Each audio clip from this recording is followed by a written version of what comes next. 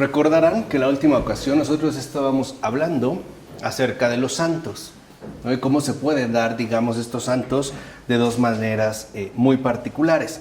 Ahora, hay que entender que los santos, en general, son, por así decirlo, una nueva exposición de la revelación.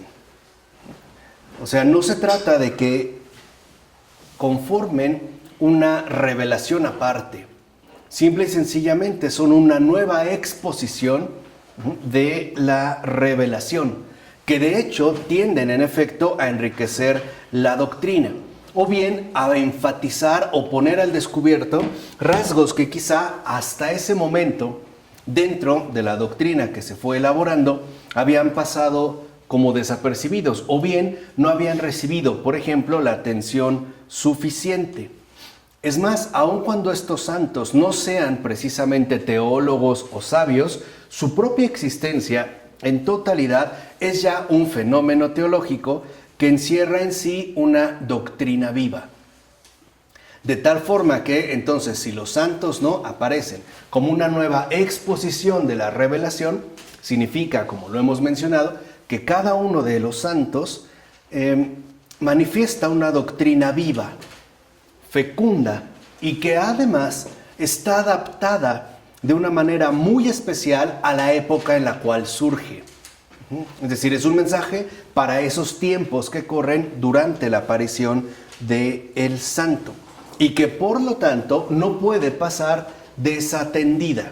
No se puede uno desatender de esta doctrina viva que se nos va regalando, lo sabemos, ¿no? Como obra del Espíritu Santo. O sea, podemos pensar pues en los santos como un trozo vivo y esencial de tradición. Y esto es muy importante. Si nosotros hablamos del santo en general, podríamos hablar de este pedazo vivo de tradición.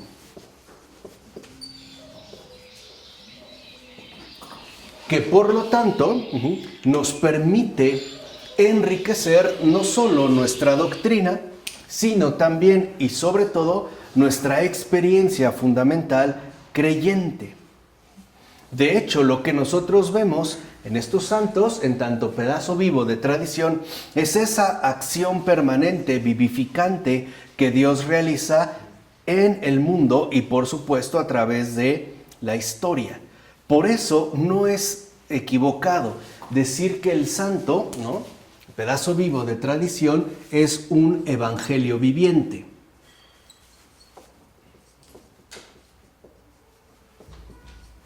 ¿Por qué hemos mencionado este aspecto en particular? Porque la postura que sostiene que la Biblia es suficiente o que solo basta con la Biblia, o sea, la sola escritura, pues por ejemplo, ¿no?, en términos luteranos, etcétera, es realmente algo superficial. De hecho, ni siquiera se puede sostener esta afirmación, porque siendo sinceros, ¿quién puede medir la extensión de la palabra de Dios? Más aún si se trata de una palabra viva. O sea, lo podríamos reducir a un relato enteramente escrito, o mejor dicho, solamente escrito. O sea, la sola escritura ya contendría toda la extensión viviente de esta palabra de Dios. No, más bien tendríamos que acudir también a esos autorizados expositores de esta palabra, obras del Espíritu Santo, que nos revelan, por así decirlo, el sentido dado en la Escritura. O sea, no solo basta hablar de la palabra, sino de una palabra viva. Una palabra, pues, que en efecto se manifiesta como un evangelio viviente. Ahora, esto significa que solo aquel que está imbuido, que está ya compenetrado con el ámbito de lo santo, es decir, con la acción de Dios, con la santidad, puede entender e interpretar la palabra de Dios. Esto es fundamental. O sea, no basta pues con erudición.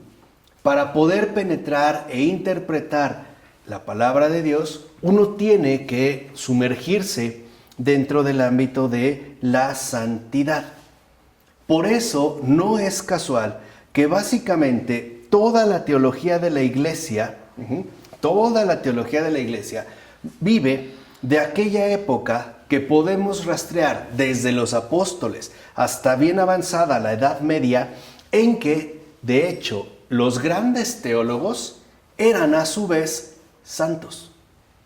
O sea, los grandes teólogos al mismo tiempo eran santos, o sea que vida y doctrina estaban implicadas recíprocamente. Se fecundaban, no iban, digamos, a la par, sino que el gran teólogo era en efecto el gran santo. Y era así como se exponía en tanto evangelio viviente. Ahora, ¿qué ha ocurrido en los tiempos modernos? Para perjuicio grande, es decir, tanto de la teología como de la santidad, al parecer se pueden desarrollar de modos distintos. O sea, hoy podemos hablar de grandes teólogos que no necesariamente son santos, o que por lo menos no están verdaderamente empapados, ¿no?, y sumergidos en el ámbito de la santidad. E incluso hoy en día los santos, solo en raros casos o en casos realmente muy excepcionales, son a su vez teólogos. Como que esta coincidencia, pues, ha tendido, ¿no?, a irse como enfatizando.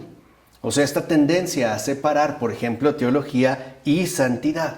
Ahora, la razón proviene en gran medida, es decir, esta rotura entre teología y santidad, a partir de la moderna hagiografía. ¿Por qué? Porque la moderna hagiografía, por lo regular, tiende a presentarnos la vida de los santos, o sea, su vida, sus acciones, etcétera, casi exclusivamente bajo categorías tanto históricas como psicológicas. Y por ende, sin haberse dado cuenta que en gran medida, más que algo estrictamente histórico y psicológico, se trataba en todo caso de un fenómeno teológico. Además, lo más importante en este caso no son los rasgos que nosotros podemos considerar históricamente sobresalientes o psicológicamente interesantes. No es eso, o sea, no es su perfil, pues, ¿no?, lo que realmente importa, porque lo fundamental en un santo es su misión. O sea, el nuevo carisma otorgado por el Espíritu a la Iglesia. Por eso el santo está subordinado a lo que le ha sido dado. O sea, el ser humano recibe y lleva. Es un servidor de esta donación. Incluso, en gran medida, el santo es débil y a veces, o muchas veces, un desfallecido servidor de aquello que en efecto se le ha encomendado. Por eso lo iluminador, la verdadera luminosidad del santo, no provienen de sus rasgos individualizados, ¿no?, del perfil que nosotros podemos o al que podemos acceder. O sea, no es su persona, sino el testimonio, o sea, la misión, el ministerio. Dicho brevemente, lo más esencial en un santo no es su actitud u obrar heroico, sino esa decidida obediencia con que se entregaron de una vez para siempre como esclavos de su misión. Es más, al grado de que su existencia entera ya no se comprende fuera de esa misión. O sea, en el santo, misión y existencia se funden, se conjugan, y no es posible entonces concebir una especie de doble vida, ¿no? O sea, como si la misión se pudiera realizar bajo cierto tipo de horario o bajo ciertas condiciones y yo llevar una existencia más. No, de hecho, la misión de todo santo se resume en su exposición viviente de Cristo y por ende también dijimos de la Sagrada Escritura. Por eso es muy importante que nosotros intentemos leer y entender a través de la existencia de los santos tanto la Escritura como la misión dada por Dios a la Iglesia. Por ello, debemos comprender que lo perfecto en un santo no es él, sino su misión. A partir de ahí puede ser que él alcance, ¿no?, también un grado de perfección, o sea que se pueda llamar perfecto, si es que se realiza la misión en la medida de la fuerza que a su vez le ha sido otorgada. De hecho, muchos santos han aceptado con gozo, ¿no?, y digamos como que con gran algarabía su misión, lo asumen como un vuelo. Otros, por el contrario, la han aceptado, pero como llevándola a rastras, como arrastrándola, ¿no?, como si se tratara de algo pesado. Incluso podemos decir como si fuera algo que hacen casi contra su voluntad. Pero al final, la misión es más fuerte y los termina doblegando. Y terminan como forzados al servicio que se les encomendó. Por eso podemos entender que en el ámbito viviente de la santidad hay muchas graduaciones.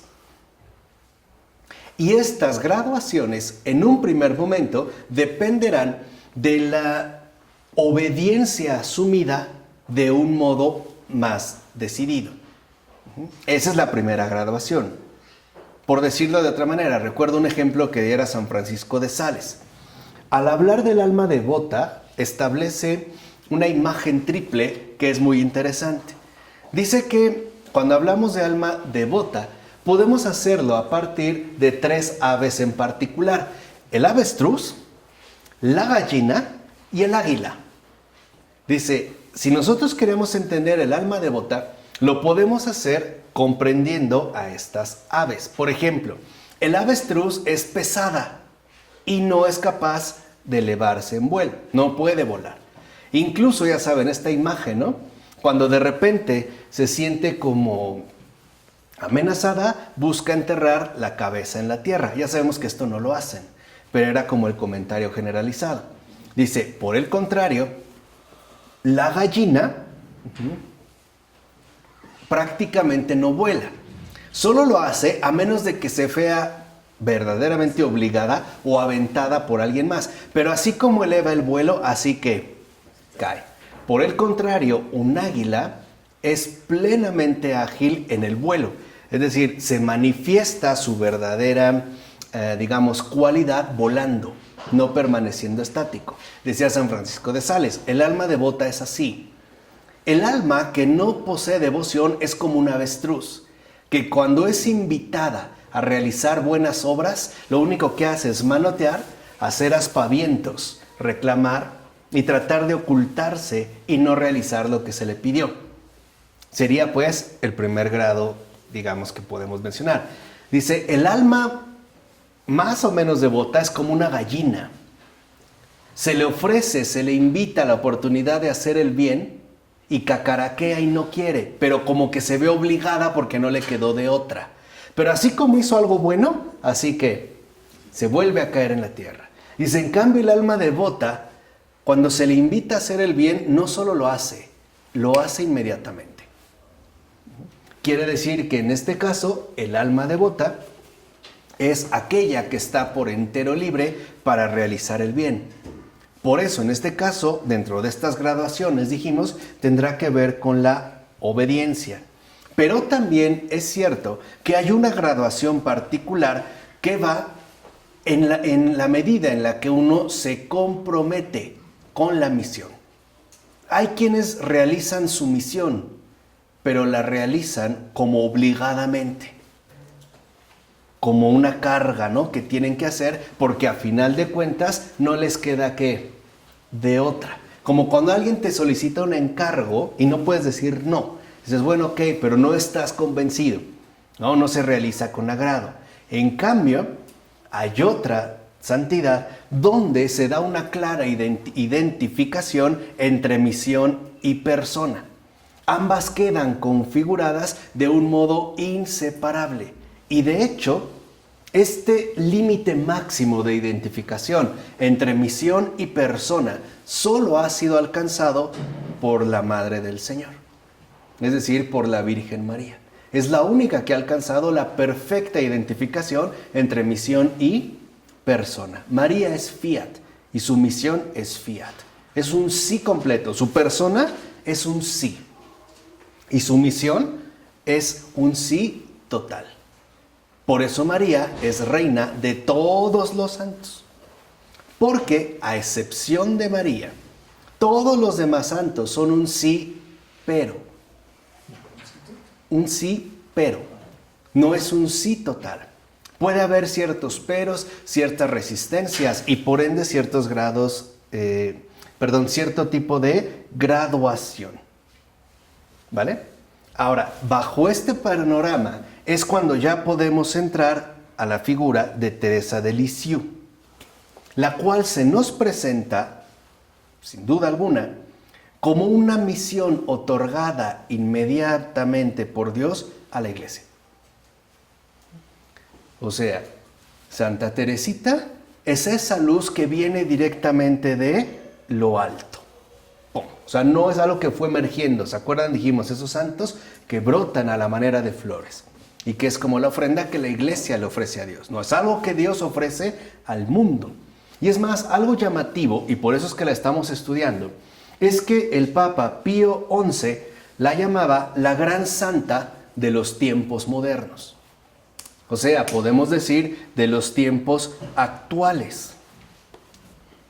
Y creo que ahí hay algo importante que nosotros debemos de reconocer. Es decir, acudir a este evangelio viviente, ¿no? Para poder entender más la situación actual en la que estamos nosotros viviendo. Ahora, al principio, Teresita no había ni soñado siquiera que ella fuera una portadora de un mensaje definitivo para la Iglesia.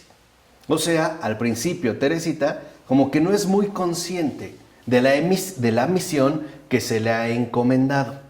De hecho, esta clara conciencia se despertará en ella casi al final de su vida y por tanto de su obra.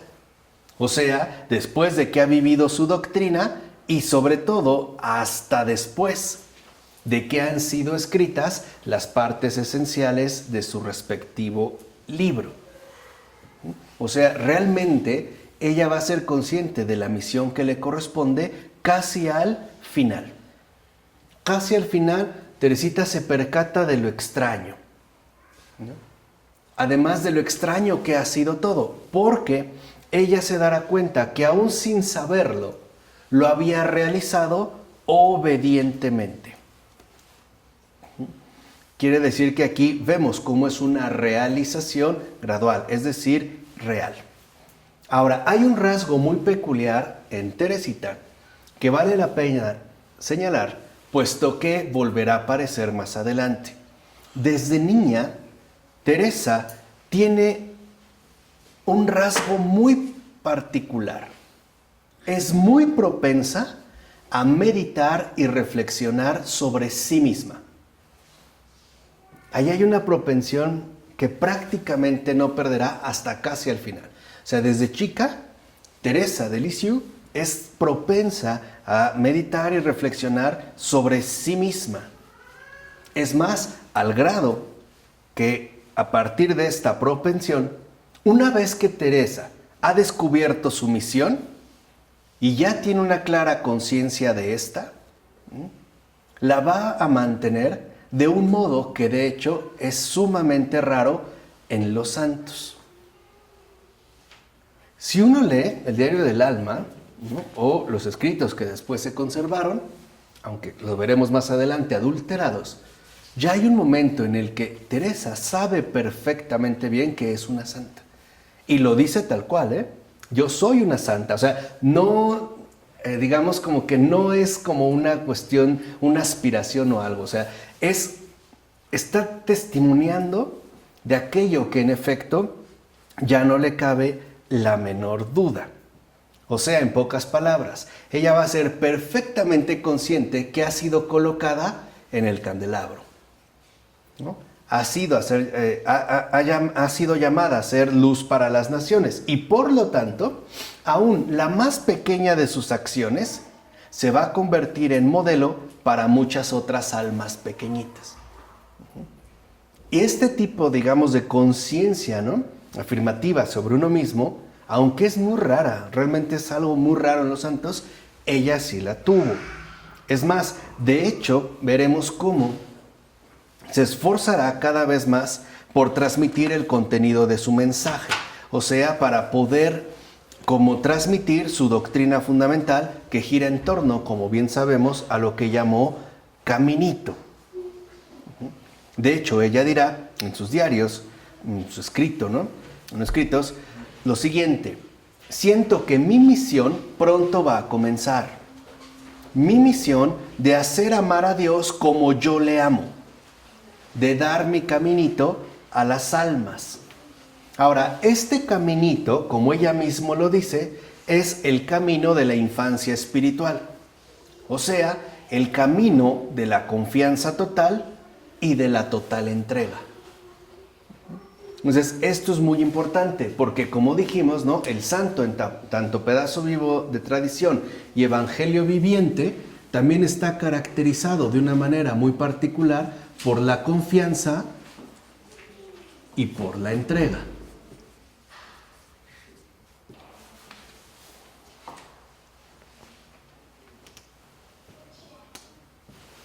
De hecho, como dijimos, esta propensión, ¿no?, a tomarse siempre como medida o como modelo, la llevará a decir: quiero enseñarles esos medios chiquitos que tan buen resultado han dado en mí.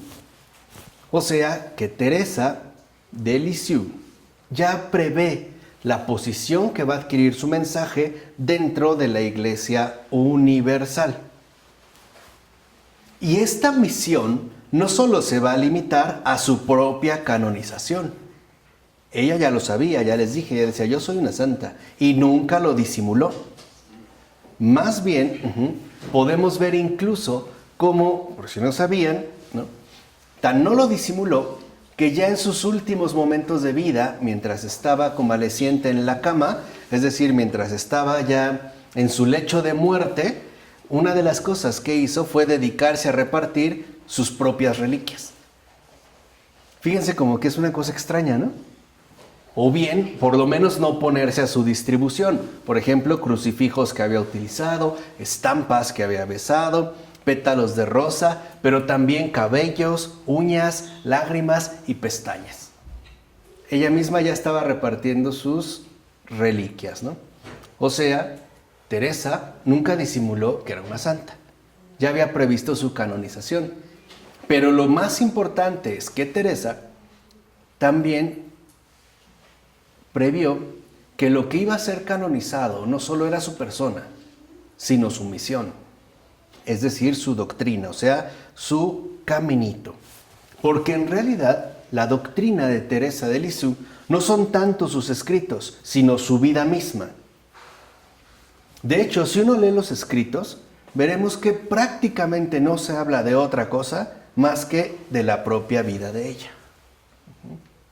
O sea, no hay como consideraciones teológicas de otro tipo, sino como una referencia permanente a su propia vida.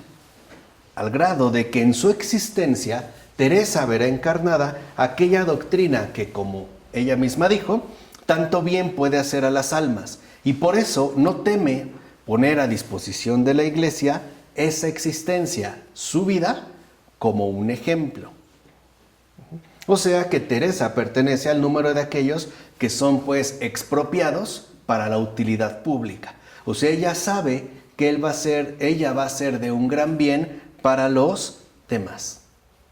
Ahora, esto es lo importante. O sea, lo importante en Teresa no es, por decirlo así, lo que pudiéramos encontrar de privado, sino la beneficencia pública que su figura aporta. Eso es realmente lo interesante, o sea, su misión, no su vida aislada o en particular, por decirlo de otra manera. Pocas veces ha sido realmente urgente separar la misión de un santo de todo aquello que resulta accesorio. Por ejemplo, esa persistente, propensión a verse, a reflexionar sobre sí misma, a hacer esa referencia dada sobre su vida, no es realmente lo esencial. O sea, su espíritu reflexivo, o sea, que hace una flexión sobre sí misma, no es realmente lo que importa. Más bien, Teresa, como dice Baltasar, se parece a un enfermo en una sala de experimentación que va siguiendo con el mayor interés y graba en sí cuanto el profesor cuenta a los alumnos sobre su caso.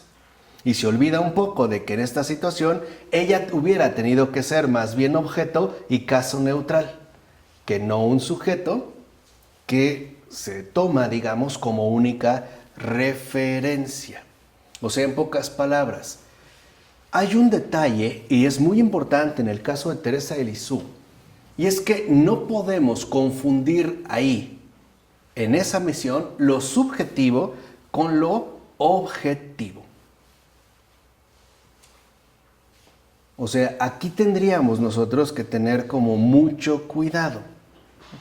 O sea, no se trata de someter a Teresa a una especie de psicoanálisis extremo, sino más bien tenemos que ser capaces de dirigir nuestra mirada a esa misión objetiva que de hecho le fue asignada. El problema es que esa tendencia, dijimos, no esa persistencia de Teresa de Lisieux por reflexionar sobre sí misma, por tomarse como una referencia, no va a ser fácil esta tarea. Y ahí es donde muchas veces nos podemos llegar a perder al entrar en contacto con esta gran santa.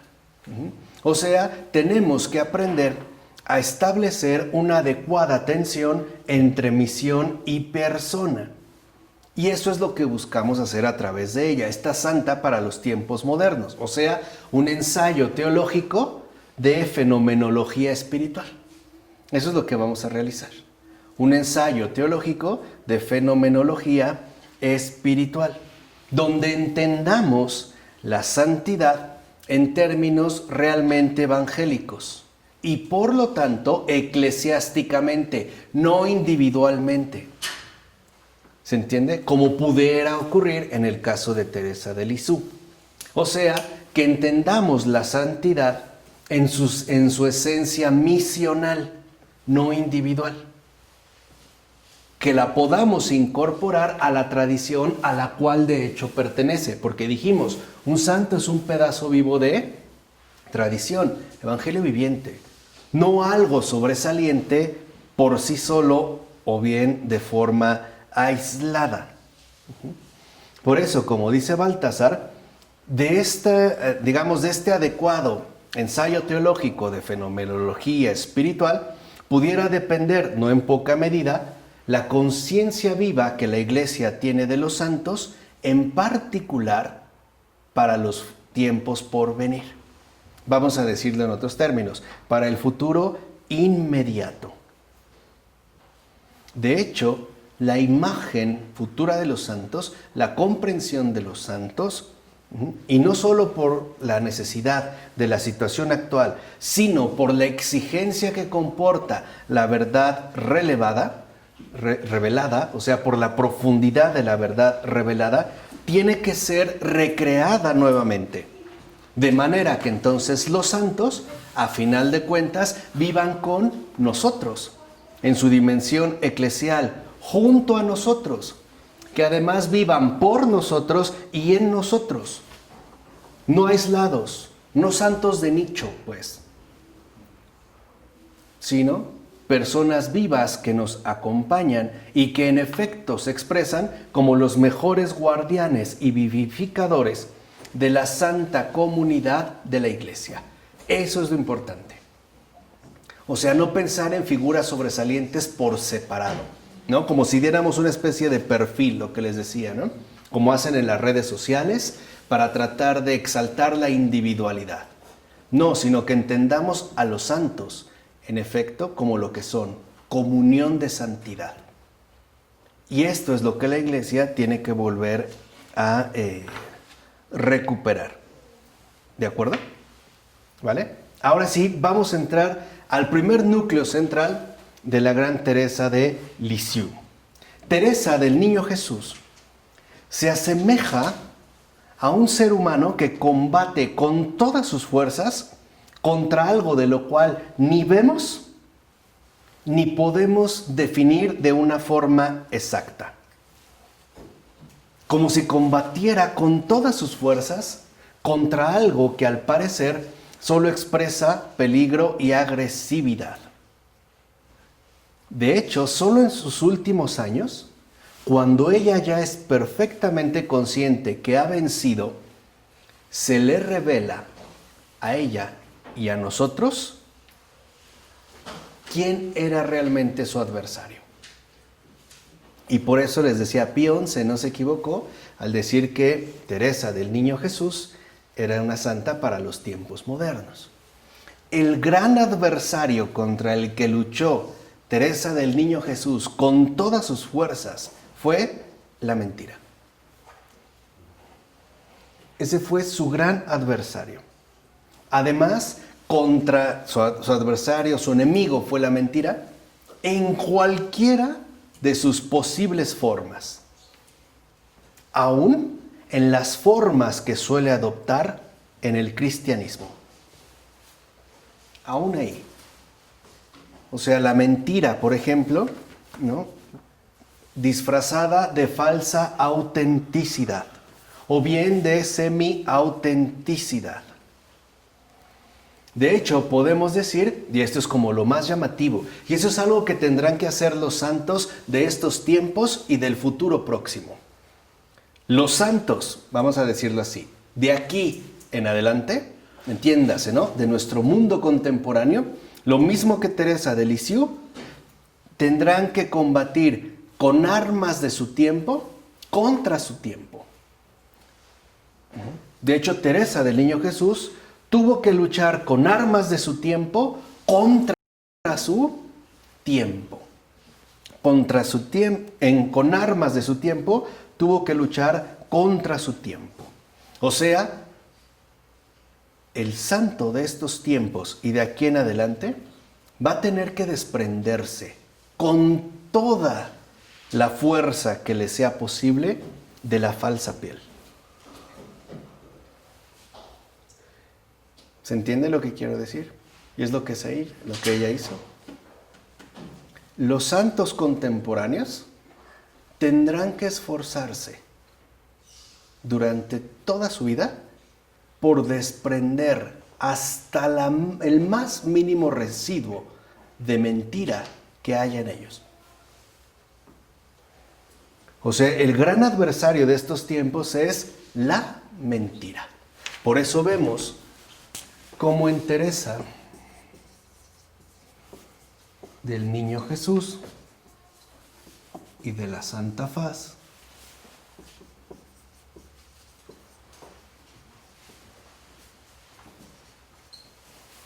lo único importante, lo único esencial es la verdad. Pero la verdad implica oposición radical a la mentira, propia y ajena, cueste lo que cueste. Por eso el gran adversario de Teresa, del Niño Jesús, fue la mentira. Y los santos contemporáneos tendrán que aprender de ella justo este requisito fundamental: desprenderse hasta del más mínimo vestigio de falsa piel, de inautenticidad, o sea, de mentira. Pero, por ejemplo, más claro. ¿Más claro? ¿Qué tanto apego podemos mantener con respecto a la mentira, en cualquiera de sus formas? O sea, ¿realmente me he consagrado a la verdad o no? ¿O me gusta mantener rastros o restos de falsa piel en mi persona, en mi modo de conducirme, en mi modo de obrar? O sea, ¿realmente estoy dispuesta a asumir la verdad al desnudo o sigo manteniendo ciertos camuflajes que me pueden, ¿no?, de alguna manera ayudar a mantenerme tranquilo en este mundo? O sea, ¿estoy dispuesto a declararle la guerra a la mentira o quiero seguir pactando con ella? ¿Como hipocresía? Por ejemplo, Sería una forma de inautenticidad, por ejemplo, hipocresía o la falsa cortesía, ¿no? O conmigo, o sea, ¿realmente estoy dispuesto a oponerme a la mentira o no? Por eso no es casual que Joseph Ratzinger haya marcado claramente el camino, ¿no? Cooperadores de la verdad. Porque este es el desafío. Y creo que cada uno de nosotros sabe en qué medida todavía la mentira juega un papel importante. Ya sea tanto exteriormente como interiormente. Porque, seamos sinceros, cuando una persona decide oponerse de manera radical a la mentira, su vida entera se transforma en una batalla permanente. Uno literalmente, ¿no?, permanece, por así decirlo, en guerra. De hecho, veremos cómo en Teresa, ¿no?, su lucha, digamos, la lucha que realiza es una batalla continua. De hecho, Teresa luchará, por ejemplo, con la batalla del espíritu contra la falta de espíritu. Con la espada de la verdad contra las filas impenetrables de la mentira, que además parece encontrarlas por todas partes. Aquí es donde vemos uno de los puntos sustanciales. Nosotros no podemos permanecer no podemos permanecer como indefinidos. Habrá un momento en el que se tenga que tomar una clara decisión. Vamos, no podemos seguir manteniendo pactos más o menos agradables con todo aquello que se opone a la ¿qué?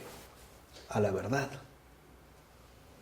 No podemos seguir tratando de llevar una vida más o menos cómoda y acomodada, por decirlo así, a las exigencias de este mundo. ¿Por qué? Porque en Teresa del Niño Jesús la cosa está clara. La verdad tiene que ser el testimonio fundamental de la existencia entera. Incluso la verdad asumida hasta en las fibras más secretas, más profundas, hasta lo más hondo de cada uno de nosotros. Porque es la manera en la que se mostrará nuestra opción por Dios. En pocas palabras, en el mundo contemporáneo, la batalla es entre la verdad y la mentira. Ya no entre, por ejemplo, la ortodoxia y la herejía. O durante los siglos XVII y XVIII, que espero que les haya quedado muy claro con Charles Taylor, entre la credulidad o la creencia y la increencia, ¿no? O el ateísmo. En estos tiempos, el campo de batalla es otro. Y en estos tiempos es o la verdad o la mentira. Uno no puede mantenerse como en estos dos niveles. Por eso, para Teresa de Lisieux, la vida tiene que traducirse en términos de ofrenda. O sea, la vida solo adquiere su verdadera significación, solo adquiere su real sentido cuando se ofrece como ofrenda permanente a la verdad. Y por lo tanto, a la verdad de Dios. O sea, una entrega, una consagración total a la verdad. Ahora, piensen si a partir de aquí no es cierto lo que les dije, que la vida se transforma en un gran campo de batalla. Piensa, por ejemplo, en una situación laboral donde tú sabes que mientes para mantener tu empleo y tu salario. Y puedes dar 1001 justificaciones, pero al final la cosa es clara. Uno está renunciando a lo mejor. Uno está renunciando a lo más importante, a Dios, ¿no? O en las relaciones de pareja o en los matrimonios. O en las relaciones que nosotros llamamos básicamente de amistad. O sea, en pocas palabras, la opción por la verdad, ¿no? El ofrecerse por entero a la verdad es convertirse en verdadera víctima de amor. Porque para Teresa del Niño Jesús la cosa es clara. amor y verdad son dos caras de la misma moneda.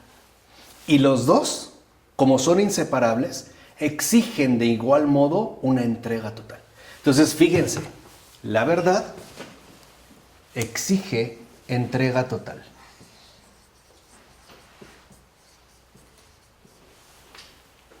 Ahora entienden el por qué el enemigo número uno de mi maestro Joseph Ratzinger era el relativismo. Porque el relativismo lo que hace es impedir por completo una entrega ¿qué? Total. No negamos la verdad, pero aceptamos que cada quien tiene ¿qué? Su verdad. Es decir, es mantener la mentira de la manera más sutil, de la manera más eficaz, de la manera más exitosa. Porque a final de cuentas, lo que el relativismo hace no es negar la verdad absoluta, es impedir esa entrega total. Y por lo tanto, impide la oposición a la mentira. De hecho, al impedir la entrega total, lo que queda a manera de residuo es la complicidad. Nos volvemos cómplices de la mentira. Nos volvemos pues también partícipes, colaboradores de la mentira. Porque en efecto, amor y verdad exigen una entrega total. No puede haber situaciones intermedias o indefinidas. Por eso es que la verdad involucra acción, o sea, consagración de vida. De tal forma que no solo se trata de una cuestión netamente intelectual. Más bien para Teresa del Niño Jesús, la cosa es clara. La verdad involucra acción y realidad. Ella lo dirá, las inspiraciones más sublimes no son nada sin obras. Una persona que se consagra a la verdad se tiene que ver comprometida en su obrar. Tiene que hablar, pues, ¿no? A partir de la entrega total que ha realizado. Por eso, fíjense, Teresa tendrá mucho cuidado de solamente escribir aquello que ha comprobado primeramente por sí misma y que además la ha comprobado llevándola a la práctica. Por decirlo de otra manera, la verdad, a partir de su entrega total, significa vivencia. Con todo precisamente lo que eso involucra. Ella escribirá en una ocasión, escribo sobre la caridad y al mismo tiempo se me ofrece la ocasión de ejercitarla. Ahí está la vivencia, o sea, no solo se trata de un concepto o de una postura más o menos teórica, sino también, digamos, de una ejercitación. Le escribe a su superiora, madre, el amor al prójimo lo es todo en este mundo. Se ama a Dios en la medida en que ese amor se ejercita. Entonces, hoy, en estos tiempos, en este mundo contemporáneo, ¿cómo manifestamos nuestro amor a Dios? Sirviendo al prójimo. En estos tiempos, claro, esa es la general, el amor al prójimo. Haciendo una opción total por la verdad. Así. Y de ahí precisamente todo lo que se vaya a desprender. Recuerden, se ama a Dios en la medida en que ese amor se ejercita. Porque la verdad es la prueba de fuego para toda alma. Es como el desafío último y más drástico al que estamos llamados a participar de una o de otra manera. De hecho, desde muy niña, Teresa tenía un ansia de verdad. Es más, aún de pequeñita, les resultaba insoportable hallarse o participar de una situación falsa. O sea, no toleraba la falsedad. Así pareciera ¿no? Ser de lo más inofensivo. Por eso ella lo que quiere es contar lo que Dios ha hecho por ella, sin ocultar sus dones. Por ejemplo, no dirá bajo pretexto de humildad que es fea, cuando reconoce lo contrario. ¿Se entiende? O sea, es que este es como el punto que nosotros tendríamos que analizar. Les decía, ahí está el campo de batalla.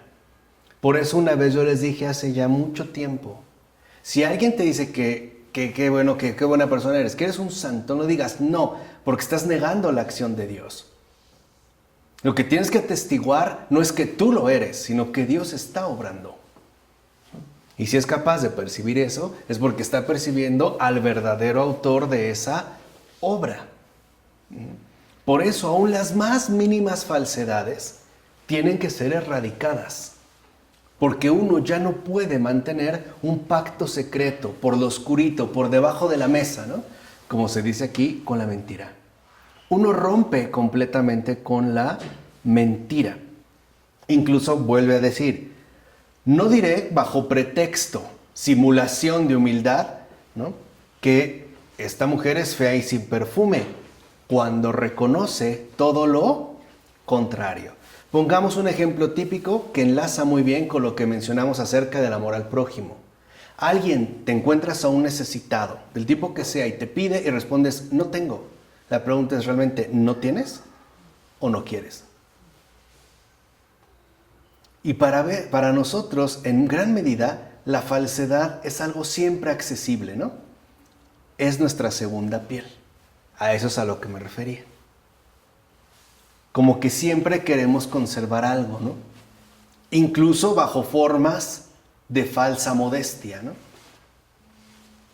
No, es que voy a salir de vacaciones, tengo una casita ahí en la playa, ¿no? Chiquita, es una casita. Y vas y dices, no, esto no es una casita.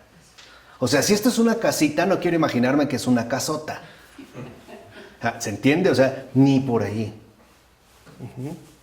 Ni por ahí. O sea, no pactar de ninguna manera con la mentira. Incluso, fíjense, más tarde será conocida por mantener la verdad sin disimulo. Y dirá, ¿qué importa que por eso no se me quiera? Si no quieren oír la verdad, que no vengan a buscarme. ¿Se entiende? O sea, y no es por volverse déspota, sino que quiere asumir un compromiso radical y definitivo con la verdad. Dirá en otra ocasión, yo no he hecho jamás como Pilatos que no quiso oír la verdad. Yo le he dicho siempre a nuestro Señor, ¿qué es la verdad? Haced que vea las cosas tal como son y que nada me deslumbre. Entonces, primer punto en esta ocasión. Ansiar la verdad. Ansiarla. Tener sed de verdad. Ansiarla. Más que el alimento que consumimos. Más que el cuerpo que cuidamos. Más que aquello que amamos. Ansiar la verdad. Por eso también pedirle al Señor, como le decía Teresita, vos sabéis que busco la verdad, dádmela, dámela. Quiero la verdad. Por eso va a tener que avanzar, ¿no?, de manera ardua, atravesando todas esas empalagosas cursilerías, como mi casita. Ahí tengo un ranchito, ¿no? Y va a decir, esto no es un rancho, esto es un estado, ¿no? Poco falta para que te pidan el pasaporte. No, es que es un ranchito. Tengo unos ahorritos. No, tú sabes la fortuna que se está pudriendo ahí, ¿no? Pero bueno, no, atravesar esta cursilería empalagosa, estas falsificaciones, hacia la sencilla y desnuda verdad del Evangelio. Las cosas como son. Fíjense, dice, lo que me hace bien cuando pienso en la Sagrada Familia es imaginarme una vida completamente ordinaria. No todo eso que se nos cuenta, no todo eso que se supone, o sea, nada de falsificaciones. Dice, por ejemplo, que el niño Jesús hacía pájaros de barro y soplando sobre ellos les daba vida. No, el niño Jesús no tenía que hacer milagros inútiles, sino, ¿por qué no fueron transportados a Egipto por medio de un milagro mucho más sencillo? Y que además a nuestro Señor le hubiera resultado bien fácil. En un abrir y cerrar de ojos ya hubieran llegado a Egipto. Pero no, nada de falsificaciones. Todo en su vida fue como la nuestra. Ordinaria, normal y natural. ¿Entienden a qué verdad desnuda se remite? Sin falsos adornos, sin falsificaciones de ningún tipo. Dice, de hecho, la perfección del Señor no consistió en hacer milagros, y menos milagros inútiles, sino en que fue tan humilde, tan amoroso, tan normal, que se hizo semejante a nosotros en todo, menos en el pecado. O sea, que se hizo obediente hasta la muerte. Y que además esta obediencia la aprendió entre gemidos. Ahí está la verdad desnuda. Sin falseamientos, sin pactos secretos más o menos explícitos o implícitos con la mentira. Por eso la persona que no opta por la verdad no va en camino a la santidad. Seguirá pues dentro de ese extravío. Por eso creo que en este punto también podemos de verdad decirle al Señor y a Santa Teresita, deseo la verdad, dádmela. Y hacer una consagración plena hacia la verdad. Y empezar a arrancar cualquier falsedad que encontremos, especialmente en nosotros mismos. Esa segunda piel que ojalá sea arrancada lo antes posible. ¿De acuerdo? Vamos a dejarla hasta aquí. En el del Padre, del Hijo, del Espíritu Santo. Amén.